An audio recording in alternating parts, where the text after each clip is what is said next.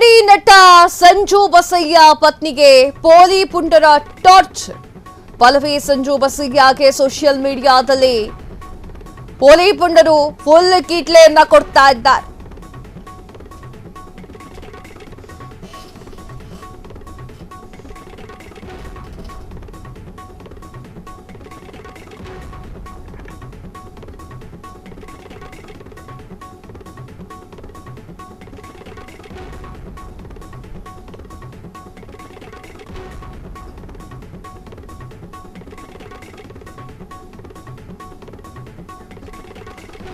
S, comedy ನಟ ಸಂಜು ಬಸಯ್ಯ ಪತ್ನಿಗೆ ಪೋಲಿ ಪುಂಡರ ಟಾರ್ಚರ್. ಪಲ್ಲವಿ ಸಂಜು ಬಸಯ್ಯಗೆ ಸೋಷಿಯಲ್ ಮೀಡಿಯಾದಲ್ಲಿ ಪೋಲಿ ಪುಂಡರ ಕೇಟಲೆ. ಸೋಷಿಯಲ್ ಮೀಡಿಯಾ ಕಾಮೆಂಟ್ಗಳಿಂದ ನೊಂದಂತಹ ಪಲ್ಲವ್ ಟಾರ್ಚರ್ ಉಲ್ಲೇಖಿಸಿ ಕಣ್ಣೀರಿಟ್ಟಂತಹ ಸಂಜು ಬಸಯ್ಯ ಪತ್ನಿ ಪಲ್ಲವಿ ದಂಪತಿ ಆಕಾರವನ್ನ ನೋಡಿ ಸೋಷಿಯಲ್ ಮೀಡಿಯಾದಲ್ಲಿ ಕೆಟ್ಟದಾಗಿ ಕಾಮೆಂಟ್. ಸೋಷಿಯಲ್ ಮೀಡಿಯಾದ ವಿಕೃತ ಆಟಕ್ಕೆ ಕೊನೆಯೇ ಇಲ್ವಾ ಹಾಗಾದ್ರೆ? ಬಡತನದ ಬೇಗೆಯಲ್ಲಿ ಅರಳಿರುವಂತಹ ಪ್ರತಿಭೆ ಸಂಜು ಬಸಯ್ಯ ಹಾಗೂ ಪಲ್ಲವ್. ನೃತ್ಯ ಕಲೆಯನ್ನ ಮೈಗೂಡಿಸಿಕೊಂಡು ಅದ್ಭುತ ಡ್ಯಾನ್ಸರ್ ಆಗಿರುವಂತಹ ಪಲ್ಲವಿ ಸಂಜು ಬಸಯ್ಯ ಪಲ್ಲವಿ ಜೋಡಿಗೆ ಪೋಲಿ ಪುಂಡರ ಕಮೆಂಟ್ಗಳು ತಲೆನೋವು ತಂದೊಡ್ಡಿದೆ. ಈ ಸೋಷಿಯಲ್ ಮೀಡಿಯಾ ಅಂತಂದ್ರೆ ಯಾವ ತರದ ಜನರುಗಳು ಬೇಕಾದ್ರೂ ಅಲ್ಲಿ ಆ ಒಂದು ಸೋಷಿಯಲ್ ಮೀಡಿಯಾದಲ್ಲಿ ನಾವು ನೋಡ್ಬೋದು. ಯಾರೋ ಒಬ್ರು ಡಾನ್ಸ್ ಮಾಡ್ತಾ ಇದ್ರು ಕೂಡ ಇಲ್ಲಿ ಪೋಲಿ ಪುಂಡರ ಕಾಟ ಹೇಗಿರುತ್ತೆ ಅಂತಂದ್ರೆ ತಮಗಿಷ್ಟ ಬಂದಂಗೆ ಕೆಟ್ಟ ಪದಗಳನ್ನ ಬಳಕೆ ಮಾಡಿ ಸೋಷಿಯಲ್ ಮೀಡಿಯಾದಲ್ಲಿ ನಂದೂ ಒಂದಿರ್ಲಿ ಅಂತ ಹೇಳಿ ಕಮೆಂಟ್ಗಳನ್ನ ಮಾಡ್ತಾರೆ. ಕೆಲವೊಂದಿಷ್ಟು ಜನ ಅವರ ಜೀವನದ ಪರ್ಸನಲ್ ವಿಚಾರವನ್ನು ಕೂಡ ಕಮೆಂಟ್ ಮಾಡುವಷ್ಟು ಮುಂದಕ್ಕೆ ಹೋಗಿರ್ತಾರೆ. ಇನ್ನೂ ಕೆಲವೊಂದಿಷ್ಟು ಜನ ಬಾಯತ್ರೆ ಬೀಪಲ್ಲೇ ಹೇಳಬೇಕು ನಾವು ಆ ತರಹದ ಕಮೆಂಟ್ಗಳನ್ನು ಕೂಡ ಮಾಡ್ತಾರೆ. ಅದಕ್ಕೆ ಲೈಕ್ಸ್ ಬೇರೆ ಅಲ್ಲ.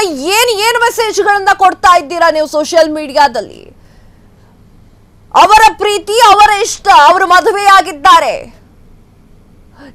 ನಿಮಗೇನು ಪ್ರಾಬ್ಲಮ್ ಏನಾಗ್ತಾ ಇದೆ? ಪ್ರತಿಯೊಬ್ಬರು ಕೂಡ ಅವರನ್ನ ಇಷ್ಟಪಡಬೇಕು ಅಂತೇನಿಲ್ಲ. ನಿಮ್ಗೆ ಇಷ್ಟ ಆಗಿಲ್ವಾ ಬಿಟ್ಟುಬಿಡಿ. ಕೆಟ್ಟ ಕಮೆಂಟ್ಗಳನ್ನ ಹಾಕಿ ಅವರಿಗೆ ಟಾರ್ಚರ್ ಮಾಡೋ ಅವಶ್ಯಕತೆ ಏನಿದೆ?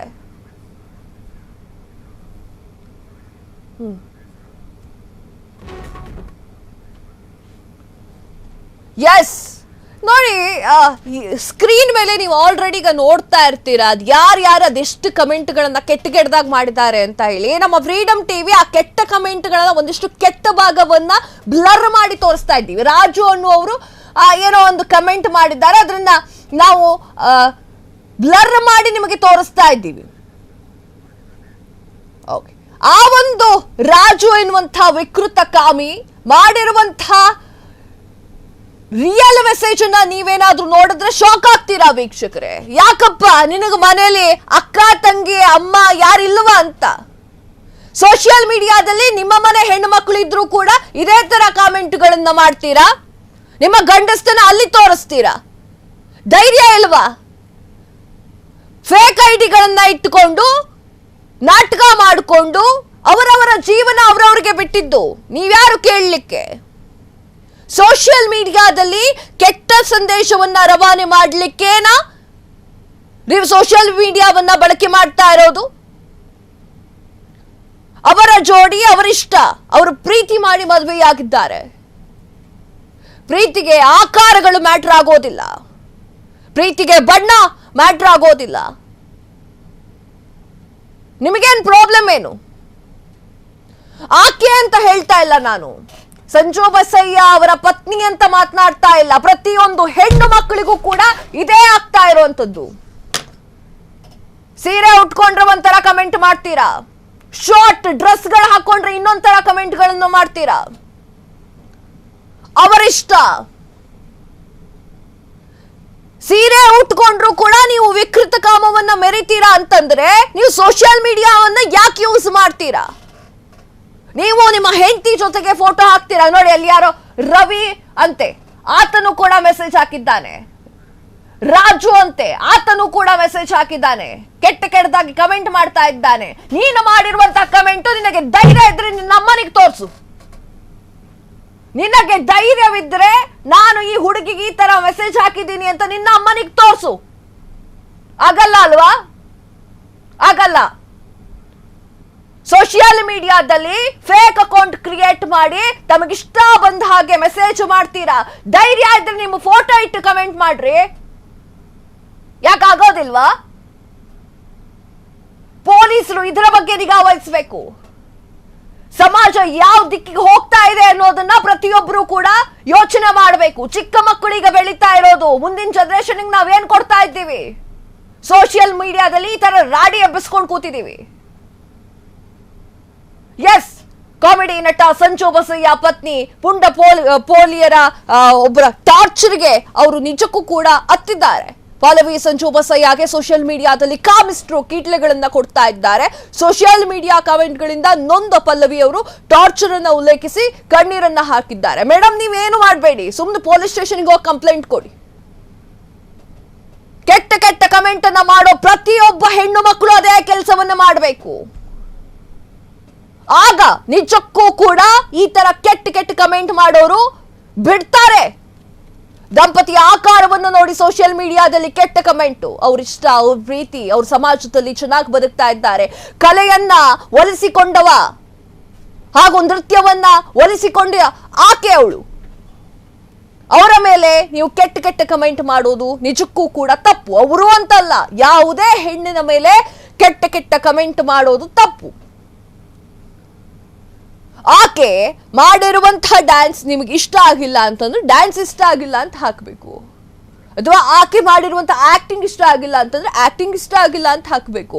ತಪ್ಪೇನಿದೆ ಅನ್ನೋದನ್ನ ಹಾಕಬೇಕು. ಅದು ಬಿಟ್ಟು ಅವರ ಪರ್ಸನಲ್ ವಿಚಾರ ನಿಮಗೆ ಯಾಕ್ರಿ? ನಿಮಗೆ ಯಾಕಬೇಕು ಪರ್ಸನಲ್ ವಿಚಾರ? ಹೀರೋಯಿನ್ ಅಂತ ನೋಡೋದಿಲ್ಲ, ಜನಸಾಮಾನ್ಯರು ಅಂತ ನೋಡೋದಿಲ್ಲ, ಮಕ್ಕಳು ಅಂತ ಕೊನೆ ಪಕ್ಷ ಸೋಷಿಯಲ್ ಮೀಡಿಯಾ ಯೂಸ್ ಮಾಡ್ತಾ ಇರುವಂತವ್ರೆ ಮಕ್ಕಳು ಅಂತ ಕೊನೆ ಪಕ್ಷ ನೋಡೋದಿಲ್ಲ. ತಮಗಿಷ್ಟ ಬಂದ ಹಾಗೆ ಮೆಸೇಜ್ ಹಾಕೋರು. ಈ ವಿಡಿಯೋವನ್ನು ನೋಡಿ ಇದಕ್ಕೂ ಮೆಸೇಜ್ ಹಾಕ್ತೀರಾ ನೀವು, ಅದು ನನಗೂ ಗೊತ್ತಿದೆ.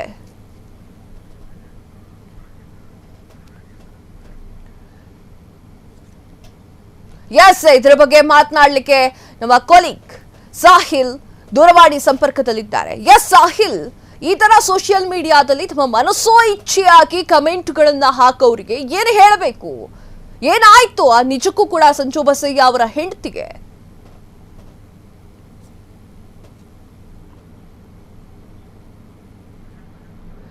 ಎಸ್ ಸಾಹಿಲ್, ನಿಜಕ್ಕೂ ಕೂಡ ಈ ಒಂದು ಸೋಷಿಯಲ್ ಮೀಡಿಯಾದಲ್ಲಿ ಕೆಟ್ಟ ಕೆಟ್ಟ ಕಮೆಂಟ್ ಹಾಕುವಂತಹ ಜನರಿಗೆ ಏನ್ ಹೇಳಬೇಕು, ಹಾಗೂ ಸಂಜು ಬಸಯ್ಯ ಅವರ ಹೆಂಡತಿಗೆ ಆಗಿದ್ದಾದ್ರೂ ಏನು? ಎಸ್ ಕಾವ್ಯ, ತನ್ನ ಹಾಸ್ಯ ಪ್ರಜ್ಞೆಯ ಮೂಲಕ ರಿಯಾಲಿಟಿ ಶೋಗಳಲ್ಲಿ ಹೆಸರು ಮಾಡಿರತಕ್ಕಂತಹ ಸಂಜು ಬಸಯ್ಯ ಜೊತೆಗೆ ಆತನ ಪತ್ನಿಯು ಕೂಡ ಇತ್ತೀಚೆಗಷ್ಟೇ ಮದುವೆಯಾಗಿದ್ರು. ಒಂದು ಆದರ್ಶ ದಂಪತಿಗಳ ಹಾಗೆ ಇದ್ದಾರೆ ಕರ್ನಾಟಕದಲ್ಲಿ. ಸೊ ಆಕೆಯೂ ಕೂಡ ನೃತ್ಯದ ಪ್ರತಿಭೆಯ ಮೂಲಕ ಇಡೀ ಕರ್ನಾಟಕದ ಜನರ ಮನಸ್ಸನ್ನ ಗೆದ್ದಿರುವಂತಹ ದಂಪತಿಗಳು. ಅವರು ಹೇಳುವಂತೆ ಇತ್ತೀಚೆಗಿನ ಸಂದರ್ಶನವೊಂದರಲ್ಲಿ ನನ್ನ ವಿಡಿಯೋಗಳಿಗೆ ಕೆಟ್ಟ ಕೆಟ್ಟ ಕಾಮೆಂಟ್ಗಳು ಬರುತ್ತೆ. ನಾನು ತುಂಬಾ ಕಷ್ಟ ಕಾರ್ಪಣ್ಯಗಳ ನಡುವೆ ಬೆಳೆದು ಬಂದಿರತಕ್ಕಂತಹ ಒಂದು ಪ್ರತಿಭಾನ್ವಿತ ಹುಡುಗಿ. ಈ ತರಹದ ದಂಪತಿಗಳ ವಿಡಿಯೋಗಳಿಗೆ ಕೆಟ್ಟ ಕೆಟ್ಟ ಕಾಮೆಂಟ್ಗಳು ಬರೋದು ಒಂದು ರೀತಿಯ ಮಾನಸಿಕ ಖಿನ್ನತೆಯನ್ನ ತರುತ್ತೆ ಎನ್ನುವಂತಹ ಅರ್ಥದಲ್ಲಿ ಅವರು ಹೇಳಿಕೆಯನ್ನ ಕೊಟ್ಟಿದ್ರು.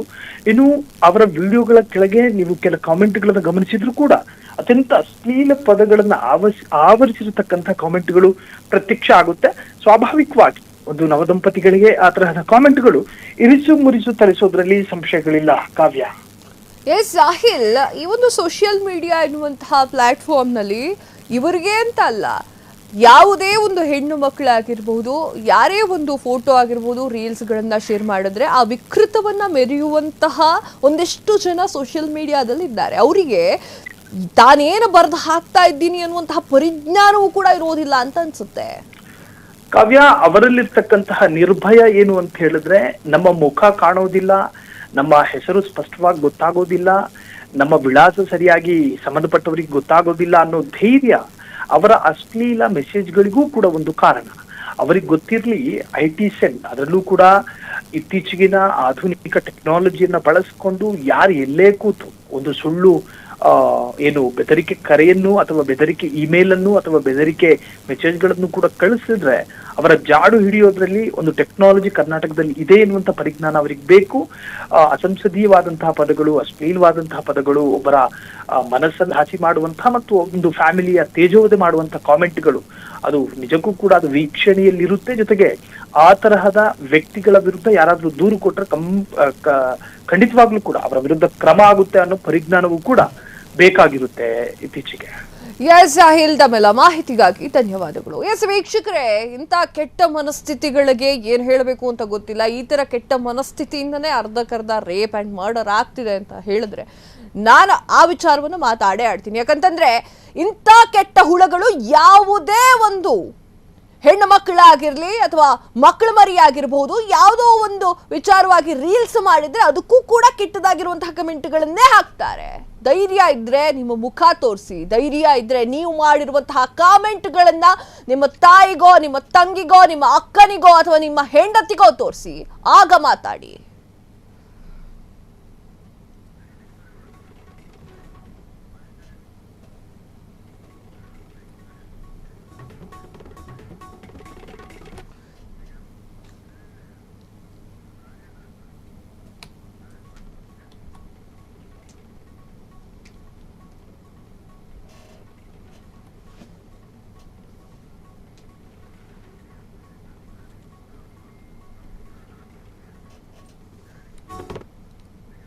ಕ್ಷಣ ಕ್ಷಣದ ಸುದ್ದಿಗಳಿಗಾಗಿ ಫ್ರೀಡಂ ಟಿವಿ ಸಬ್ಸ್ಕ್ರೈಬ್ ಮಾಡಿ, ಲೈಕ್ ಮಾಡಿ ಹಾಗೂ ಫಾಲೋ ಮಾಡಿ. ಹೊಸ ಸುದ್ದಿಗಳ ನೋಟಿಫಿಕೇಶನ್ಗಾಗಿ ಬೆಲ್ ಐಕಾನ್ ಮೇಲೆ ಕ್ಲಿಕ್ ಮಾಡಿ.